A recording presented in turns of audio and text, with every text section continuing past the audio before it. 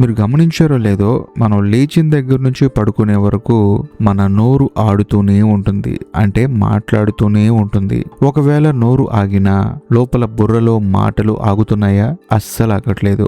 నిజం ఏంటంటే మనం ఒక శబ్ద కాలుష్యంలో బతికేస్తున్నాం. ప్రతి చిన్న విషయానికి ఓవర్ రియాక్షన్, ప్రతి పోస్ట్ కి ఒక కామెంట్, ప్రతి వాదనలో గెలవాలనే తాపత్రయం. అవతల వాడు ఏమన్నాడో వినటం కంటే మనం ఏం సమాధానం చెప్పాలి అని ఆలోచించటమే ఎక్కువైపోయింది. మనం మాట్లాడే 90% మాటలు అనవసరం. అసలు మాటలు లేకపోయినా ప్రపంచం ఆగిపోదు, మీ లైఫ్ పాడైపోదు. కానీ మనం మాట్లాడుతున్నాం ఎందుకు? లోపల ఏదో ఒక తెలియని టెన్షన్ అన్నమాట. ఆ టెన్షన్ ని కవర్ చేయడానికి, ఆ భయాన్ని దాచటానికి అనవసరమైన మాటల కవచాన్ని వేసుకుంటున్నాం. మనం ఎంతలా వాగుతున్నామంటే ఎదుటి మనిషి మౌనంగా ఉంటే భయం వేస్తుంది మనకి. ఏంటి సైలెంట్ గా ఉన్నావు, ఏదో ఒకటి మాట్లాడు అంటాం. అంటే నిశ్శబ్దం మనల్ని భయపెడుతుంది. మనకి మనం ఫేస్ చేసుకోవడం ఇష్టం లేక ఈ మాటల గోడల వెనుక దాక్కుంటున్నాం. అతిగా మాట్లాడటం అంటే మీ లోపల ఉన్న ఎనర్జీ రోడ్డు మీద పారబోయడం లాంటిది. మీరు ఎంత ఎక్కువ వాగుతుంటే అంత ఎక్కువగా ఆలోచిస్తున్నారని అర్థం. మన మనసు ఎప్పుడైనా సరే అశాంతికి లోనవ్వడానికి మొదటి కారణం బయట వినిపించే శబ్దం కాదు, మీ లోపల మీరు క్రియేట్ చేసుకున్న అనవసరమైన మాటల గోల. అసలు ఈ వాగుడు రోగం మనకి ఎందుకు అంటుకుంది? సింపుల్, మనకి అటెన్షన్ కావాలి. మనం ఒకటి చెబితే నలుగురు వినాలి, 10 మంది మెచ్చుకోవాలి, 100 మంది లైకులు కొట్టాలి. మనం దేనికోసమైతే తాపత్రయపడుతున్నామో అది మనల్ని నాశనం చేసిద్ది. రమణ మహర్షి గారు ఒక మాట అంటారు, మౌనం అనేది మాటల కంటే శక్తివంతమైనది అని. కానీ మనం రివర్స్ లో వెళ్తున్నాం. మాటలతో యుద్ధాలు గెలవచ్చు అనుకుంటున్నాం, కానీ నిజం ఏంటంటే మాటలతో వచ్చే గెలుపు తాత్కాలికం. మీరు గమనించండి, ఒక రోజంతా ఎవరితోనో వాదించి లేకపోతే అనవసరమైన విషయాల మీద డిస్కషన్ చేసి ఇంటికి వెళ్ళాక చూడండి, బాడీ కంటే మైండ్ ఎక్కువ అలసిపోతుంది. ఎందుకు? మీ ఆత్మకి కావాల్సిన శక్తిని మాటల ద్వారా వృధా చేశారు కాబట్టి. ఒక బ్యాటరీని షార్ట్ సర్క్యూట్ చేస్తే ఏమవుతుంది? లోపల పవర్ అంతా ఒక్కసారిగా బయటకు వచ్చి ఖాళీ అయిపోతుంది. మీ మాటలు కూడా అంతే. అవి మీ లోపల ఉండాల్సిన కాన్సన్ట్రేషన్ ని, క్లారిటీని బయటికి లాగేస్తున్నాయి. మనం అనుకుంటాం ఎక్కువ మాట్లాడితే తెలివైన వాళ్ళమని, కానీ హిస్టరీలో గొప్ప వాళ్ళందరూ తక్కువ మాట్లాడిన వాళ్ళే. ఎందుకంటే వాళ్ళకి తెలుసు ఎనర్జీని ఎక్కడ దాచుకోవాలో అని. ఈ కాలం యువతకి అసలు ప్రాబ్లం ఏంటంటే ఫోమో, అంటే ఫియర్ ఆఫ్ మిస్సింగ్ అవుట్. నేను ఏదో ఒకటి మాట్లాడకపోతే నన్ను ఎవరు గుర్తించరేమో అని భయం. ఈ భయం నుండి అసలు అశాంతి మొదలవుతుంది. మరి దీనికి సొల్యూషన్ ఏంటి అంటే, ఇప్పుడు హిమాలయాలకు వెళ్ళిపోవాలా? అక్కడ ఎవరు ఉంటారు కదా. అడవుల్లో కూర్చోవాలా? అక్కడ కూడా ఎవరు ఉంటారు కదా. అలాంటి అవసరం ఏం లేదు. రమణ మహర్షి గారు చూపించిన మార్గం ఉంది. అది చాలా సింపుల్, అలాగే పవర్ఫుల్. అదే మౌన ధ్యానం. మౌనం అంటే కేవలం నోరు మూసుకోవడం కాదు. మౌనం అనేది ఒక భాష. అది ఆత్మను శుద్ధి చేసే ఒక మందు. మీకు తెలుసా, మీరు మౌనంగా ఉన్నప్పుడు మాత్రమే మీ అంతరాత్మ మీకు వినిపిస్తుంది. బయట గోల తగ్గినప్పుడే లోపల క్లారిటీ పెరుగుతుంది. రమణ మహర్షి గారు గంటల తరబడి మౌనంగా ఉండేవారు. ఆయన దగ్గరికి వచ్చే వాళ్ళకి ఆయన మాటల ద్వారా కంటే మౌనం ద్వారా ఎక్కువ సమాధానాలు దొరికేవి. చూడండి, రోజు మనం చాలా మందితో మాట్లాడుతూ ఉంటాం, కానీ రోజుకి కనీసం ఒక అరగంట పాటు ఎవరితో మాట్లాడకుండా ఒంటరిగా కూర్చోండి. ఫోన్ పక్కన పెట్టేయండి, టీవీ కట్టేయండి, ఇయర్ ఫోన్స్ తీసేయండి. జస్ట్ మీరు, మీ నిశ్శబ్దం.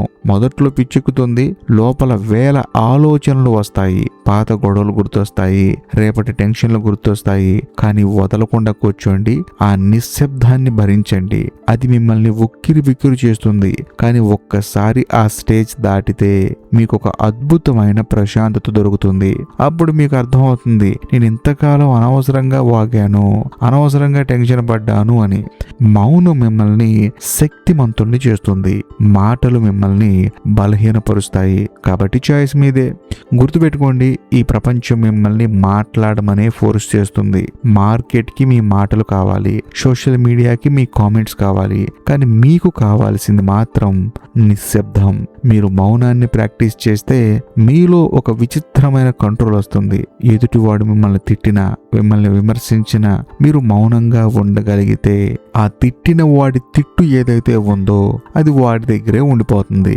మీరు దాన్ని రిసీవ్ చేసుకున్నంత వరకు అది మీది కాదు. అది కదా అసలైన పవర్ అంటే. మనం బతికేది కొన్నాళ్ళే. ఈ తక్కువ టైంలో అనవసరమైన వాదనలు, పనికిరాని చర్చలతో ఎనర్జీ ఎందుకు వేస్ట్ చేసుకోవాలి? రమణ మహర్షి గారు చెప్పినట్లు మౌనం సర్వశ్రేష్టం. అది అన్ని ప్రశ్నలకు సమాధానం ఇస్తుంది. నేటి యువతకి నేను చెప్పొచ్చేది ఒకటే, మీ కంఫర్ట్ జోన్ నుంచి బయటికి రండి. మీ ఫోన్ల నుండి, మీ సోషల్ మీడియా వాదనల నుండి బయటికి రండి. రోజుకి ఒక అరగంట మౌనంగా ఉండడం నేర్చుకోండి. అది మిమ్మల్ని కొత్త మనిషిగా మారుస్తుంది. మీ ఆలోచనల్లో పదును పెంచుతుంది. మీ పనిలో వేగాన్ని పెంచుతుంది. మీరు అనుకోవచ్చు కనీసం సోషల్ మీడియా కూడా చూసుకోవద్దా అని చెప్పేసి.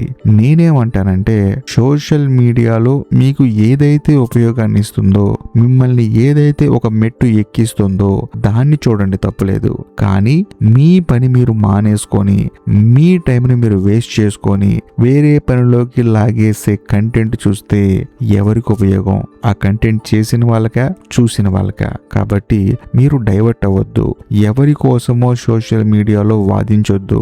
ఇంకెవరికో మీరు జేజేలు కొట్టాల్సిన అవసరం లేదు. మిమ్మల్ని ఒక మెట్టెక్కించే కంటెంట్ చూడండి, తప్పులేదు. మిమ్మల్ని 4 మెట్లు దించే కంటెంట్ చూడకండి, అది మీకే ప్రమాదం. అందులోనూ చాలా మందికి తెలియని విషయం ఏంటంటే, ఒక గుంపు ఉందనుకోండి, ఆ గుంపులో ఎక్కువ మాట్లాడేవాడు ఉన్నాడనుకోండి, వాడందరికీ లోకువే. కానీ అదే గుంపులో తక్కువ మాట్లాడేవాడు ఉన్నాడనుకోండి, వాడికి ఆ గుంపులో గౌరవం దొరుకుతుంది. ఎందుకంటే వాడు అనవసరమైనప్పుడు మాత్రమే నోరు విప్పుతాడు కాబట్టి.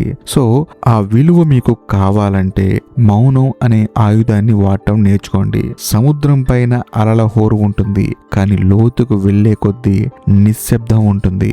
మీరు కూడా మీ జీవితంలో లోతు పెంచుకోవాలంటే ఆ అలల హోరు తగ్గాలి. ఆ నిశ్శబ్దాన్ని ప్రేమించండి. చివరిగా ఒక మాట, మీరు పుట్టినప్పుడు ఏడవటానికి నోరు తెరిచారు, అది కరెక్టే. కానీ బతుకున్నంతకాలం ఏడుస్తూనే ఉండకూడదు కదా.